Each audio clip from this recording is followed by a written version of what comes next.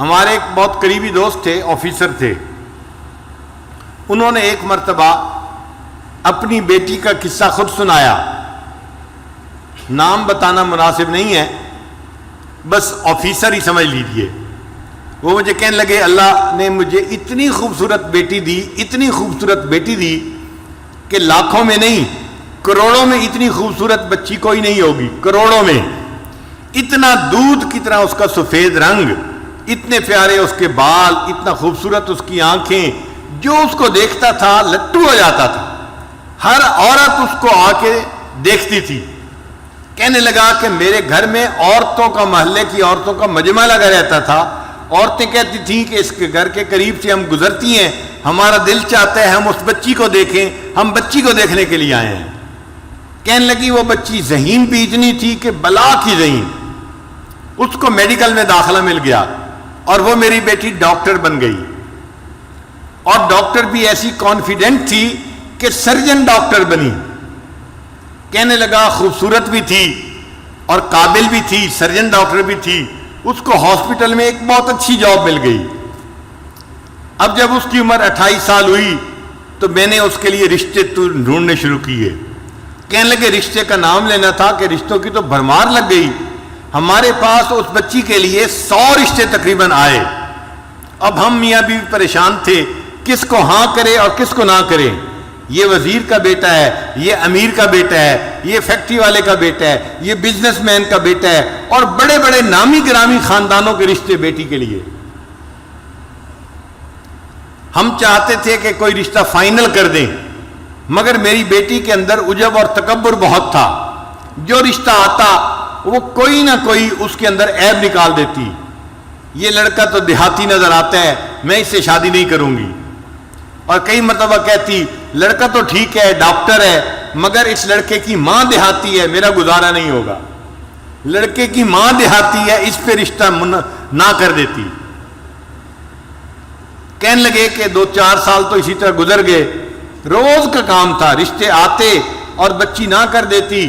اور ہمیں رشتے پسند بھی آتے کہ لڑکا سمجھدار ہوتا، تعلیم یافتہ ہوتا، اور اچھا اس کا کام کاروبار ہوتا، مال پیسے والا ہوتا، سارے وسائل اس کے پاس ہوتے، مگر بچی کا دل مطمئن ہی نہیں ہوتا تھا. اور جب ہم اسے کہتے کہ بیٹی رشتہ تو اچھا ہے، تو بیٹی آگے سے جواب دیتی ان رشتوں کا کیا، یہ تو سینکڑوں رشتے جو ہے آ سکتے ہیں، ان کا کیا ہے. کہنے لگے کہ 3-4 سال کے بعد اس کی عمر 34 سال ہو گئی. اب رشتے آنے ذرا کم ہو گئے، مگر بچی کو پھر بھی یقین تھا کہ میرے لیے ضرور اچھا رشتہ آئے گا. رشتے والوں کو آخر کیا چاہیے جو میرے پاس نہیں ہے. اس کو ناز تھا اپنے حسن پہ، اپنی تعلیم پہ، اپنی سمجھداری پہ. کہنے لگا کہ پھر اس کے تکبر کی وجہ سے ایک عذاب آیا. باپ اپنی بیٹی کا واقعہ خود سنا رہا ہے. کہتے کہ میری بیٹی کے اوپر عذاب آیا. اس نے کسی مریض کی سرجری کی، اور سرجری کرنے کی وجہ سے اس کو کوئی ایسا انفیکشن ہوا کہ میری بیٹی کے ہاتھوں کی جو جلد تھی وہ ساری کی ساری ایسے ہو گئی جیسے مردہ ہوتی ہے، کسی بوڑھے کی ہوتی ہے. اب بچی خوبصورت ہے، نوجوان ہے، مگر دونوں ہاتھوں کی جلد جو ہے وہ ایسے ہے جیسے کوئی 90 سال کا بوڑھا ہوتا ہے. ہاتھ بدنما بن گئے. اب وہ اپنے ہاتھوں کو ظاہر بھی نہیں کرتی تھی. اب رشتہ دیکھنے والے آتے تو وہ ان کے سامنے آتی تو اپنے ہاتھوں کو اپنے دوپٹے میں چھپاتی تھی. تو لوگ بھی پریشان ہوتے کہ یہ ہاتھ کیوں نہیں دکھا رہی، اور جس کی نظر پڑ جاتی تھی ہاتھوں پہ وہ رشتہ جو ہے ریجیکٹ کر کے چلے جاتے تھے. اب جب رشتے ریجیکٹ ہونے لگے تو میری بیٹی کو فکر لاحق ہوئی. کہنے لگا کہ پھر پریشان ہوئی. مجھے کہتی ابو آپ کوئی رشتہ سلیکٹ کر لیں. اب میری عمر 36 سال ہو گئی ہے، لیکن جس سے رشتہ کرنے کی ہم کوشش کرتے وہ ویسے لڑکی کو دیکھتے تو پسند کرتے تھے، جب اس کے دونوں ہاتھوں کو دیکھتے تھے تو ریجیکٹ کر دیتے تھے. ساس نہیں مانتی تھی، نند نہیں مانتی تھی، لڑکا نہیں مانتا تھا. ہم ایسی لڑکی سے شادی نہیں کر سکتے، ہو سکتا ہے بیماری بڑھ جائے اور پورے جسم کی جلد ایسی بن جائے، ہم اس لڑکی کے ساتھ کیسے گزارا کریں گے. کہنے لگے کہ پھر ایسا وقت آیا کہ رشتے آنے ہی بند ہو گئے. کہتے ہیں کہ میں باپ ہوں، اپنی بیٹی کی بات بتا رہا ہوں. ایک ایسا وقت آیا، وہ میری بیٹی جو نماز نہیں پڑھتی تھی وہ رات کو تہجد پڑھتی تھی اور اس کے آنسوؤں سے مسلح تر ہو جاتا تھا. وہ اللہ سے اپنے لیے بہتر رشتہ مانگتی تھی اور رشتہ نہیں ملتا تھا. میں نے اپنی بیٹی کو جو ذلیل ہوتے دیکھا تو میں باپ ہو کے بتا رہا ہوں کہ واقعی انسان گناہ کرتا ہے، اس کی سزا آخرت میں تو اس کو ملے گی صحیح، اللہ تعالیٰ دنیا میں بھی اس کی سزا بندے کو دے دیتے ہیں. ایسا اس کا تکبر ٹوٹا کہ ایک دن مجھے کہنے لگی ابو آپ کسی ریڑھی والی سے ہی میری شادی کر دیں، اب تو میری عمر 40 کے قریب ہونے لگ گئی ہے. اب وہ ڈاکٹر جس کو اپنے حسن پہ ناز تھا، جو سمجھتی تھی میں حور پری ہوں اور کروڑوں میں میری جیسی کوئی خوبصورت نہیں، وہ بچی اپنے باپ کو کہہ رہی ہے بھلے کسی ریڑھی والی سے ہی اب میری شادی کر دیں، میری عمر 40 سال ہونے کو ہے. تو گناہوں کی سزا مختلف شکلوں میں ملتی ہے، ان میں سے ایک شکل بیماری بھی ہوتی ہے.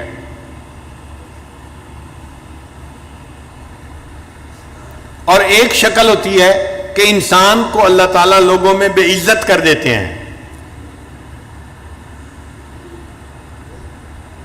لوگوں کے دل سے اس کی عزت نکال دیتے ہیں.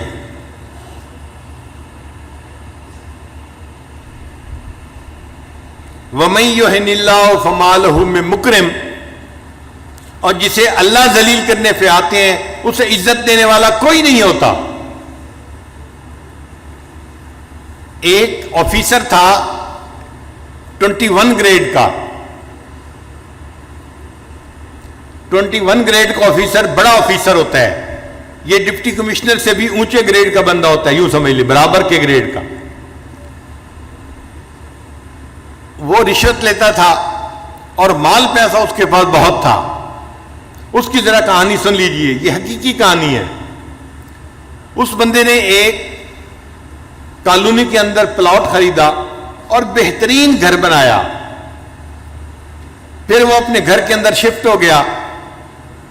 جب گھر کے اندر شفٹ ہوا تب اس کو پتہ چلا کہ گھر کے بالکل ساتھ مسجد تھی اور مسجد کی اذان کی آواز اس کے گھر میں آتی تھی. اب جو نیک بندہ ہے وہ تو خوش ہوتا ہے کہ مسجد کا پڑوس مل گیا. جو فسق و فجور میں پڑا ہوتا ہے، بے نمازی ہوتا ہے، اس کو مسجد کا پڑوس نہیں چاہیے ہوتا. چنانچہ یہ رات کو سویا ہوا تھا، مؤذن نے فجر کی اذان دی، اس کی آنکھ کھل گئی. اب اس کو بڑا غصہ آیا کہ اس نے میری نیند خراب کر دی. صبح اٹھا تو اس نے مؤذن کو بلوایا اور مؤذن کو کہا کہ تم فجر کی اذان سپیکر پہ مت دیا کرو، میری نیند خراب ہوتی ہے. مؤذن نے جا کے محلے کے لوگوں کو بتایا. انہوں نے کہا کہ بھائی ہم تو بوڑھے ہیں، گھڑی کا ٹائم دیکھ نہیں سکتے، ہم تو اذان کی آواز سنتے ہیں فجر میں تو مسجد میں آتے ہیں. اگر آفیسر صاحب کو پرابلم ہے تو یہ اپنا گھر مسجد سے دور کہیں جا کر خرید لیں، کیوں انہوں نے قریب خریدا ہے؟ یہ جگہ بدلیں، مسجد تو نہیں بدل سکتی. تم اذان کی آواز دو سپیکر پہ. تو مؤذن نے اگلے دن پھر سپیکر پہ اذان دے دی. اب اس بندے کی جب پھر نیند خراب ہوئی، اس کو بڑا غصہ. میں نے مؤذن کو بلا کے کہا بھی تھا اذان کی آواز نہ دینا فجر کے وقت میں سپیکر پہ، اس نے میری بات نہیں مانی. اس نے دن میں اس مؤذن کو بلایا اور اس کو پھر اس نے ایک تھپڑ لگایا. میں نے تجھے نہیں کہا تھا؟ تجھے میری بات سمجھ نہیں آئی تھی؟ میں فارسی بول رہا تھا، تو کیوں نہیں سمجھا؟ کیوں تو نے اذان دی؟ اب مؤذن کو جو تھپڑ پڑا وہ بیچارہ تو صبر کر گیا، مگر اللہ کا نظام حرکت میں آ گیا. اب اس آفیسر کے اوپر پکڑ آئی، اور وہ پکڑ کیسی تھی کہ اس کے دونوں بازوؤں کے اوپر فالج کا اٹیک ہو گیا اور دونوں بازو اس کے یوں سینے کے اوپر لگ گئے. اب بازو لمبے بھی نہیں کر سکتا اور بازو یہاں پر ہیں اور وہ کام بھی نہیں کر سکتا. جب کام نہیں کر سکتا تو دفتر والوں نے اس کی نوکری سے چھٹی کروا دی. وہ جو رشوت کا پیسہ آ رہا تھا، ایک پائپ لائن لگی ہوئی تھی پیسے کی، وہ سب ختم ہو گئی. اب یہ گھر میں پڑ گیا. بیوی خدمت کرنے لگی مگر مزاج افسرانہ تھا، شاہانہ تھا. بیوی کھانا لاتی، اس میں عیب نکالتا، گرم نہیں، نمک ایسے نہیں، فلاں ایسے نہیں، ہر چیز میں عیب. اب بیوی بھی تنگ آ گئی کہ میں سارا دن خدمت بھی کرتی ہوں اور چھوٹی چھوٹی باتوں پہ یہ اتنا غصہ بھی کرتے ہیں اور بچوں کے سامنے مجھے ڈانٹتے ہیں. ذرا ذرا سی بات پہ یہ بیوی کو گالیاں دینے لگ جاتے. 1 سال بیوی نے گزارا کیا. پھر ایک دن بیوی نے کہا کہ دیکھیں میں نے 1 سال آپ کی بیماری میں آپ کی دن رات خدمت کی ہے. میں انسان ہوں, میں تھکی ہوئی ہوتی تھی, آپ کی خدمت کو ترجیح دیتی تھی, آپ نے میری خدمت کی قدر نہیں کی, آپ نے بچوں کے سامنے مجھے گالیاں دیں. میں خاندانی لڑکی ہوں, میں اتنی گری پڑی لڑکی نہیں کہ آپ مجھے بات بات پہ گالیاں دیں. میں اپنے بچوں کو لے کے جا رہی ہوں, آپ جانے, آپ کا کام جانے. تو ماں نے اپنے بچوں کو لیا اور اپنے ماں باپ کے گھر چلی گئی. اب یہ اکیلا پڑا ہوا ہے, گھر میں کوئی کھانا پوچھنے والا نہیں, دینے والا نہیں. ہمسائے میں بھائی رہتا تھا, بھائی کو پتا چلا تو بھائی اس کو گھر لے کے گیا اور اس نے اپنے بھائی کو کہا کہ دیکھو اب تم میرے چھوٹے بھائی ہو, میں نے ساری عمر تمہارے ساتھ اتنا احسان کیا ہے, تم میری خدمت کرو, میں تمہارے باپ کی جگہ ہوں. تو بھائی گھر لے کے چلا گیا. اس نے اپنے بیوی بچوں کو کہا کہ میرے بھائی کی خدمت کرو, یہ بیمار ہے. مگر جو مزاج بگڑا ہوا ہوتا ہے وہ تو ہر جگہ بگڑا ہوا ہوتا ہے. اب بھائی کے گھر میں بھی اس کا حال یہی کہ بھابھی چائے لے کے آئی, یہ تو گرم نہیں ہے, اور تمہیں تو سلیقہ نہیں ہے, تمہیں تو فلاں نہیں ہے. تو بھابھی اس کی باتیں کیسے برداشت کرتی. اس نے چند دن دیکھا, چند دن کے بعد اس نے اپنے خاوند کو کہا یا تو تم بھائی کو گھر پہ رکھ لو یا پھر مجھے گھر پہ رکھو, ورنہ میں گھر سے جا رہی ہوں. اب بھائی کو اپنا گھر بھی ٹوٹتا نظر آیا. ایک دن بھائی نے آ کے اس کو سمجھایا, میری بیوی آپ کی خدمت کرتی ہے, میرے بچے آپ کی خدمت کرتے ہیں, آپ ان کو کیوں ڈانٹتے ہیں, کیوں ان سے غصے ہوتے ہیں. اس نے بھائی کو بھی جو ہے وہ سنانی شروع کر دی, تم رن مرید ہو, تم بیوی کے جو ہے وہ جو ہے غلام ہو, تم کوئی انسان ہو, تم مرد ہو, تمہارا یہ حال ہے, تمہارا یہ حال ہے. اب جب اس نے بھائی کو اس کے بچوں کے سامنے ڈانٹا تو بچوں نے اپنے باپ سے کہا ابو جی اس بھائی کو یہاں سے چھٹی کراؤ. بھائی کو بھی غصہ آیا. تقریباً دن کے کوئی 9 بجے تھے, گرمی کا موسم تھا. اس نے اپنے بچوں کے ساتھ اس کی چارپائی کو اٹھایا اور اٹھا کے اس کو باہر جا کر گلی کے اندر رکھ دیا.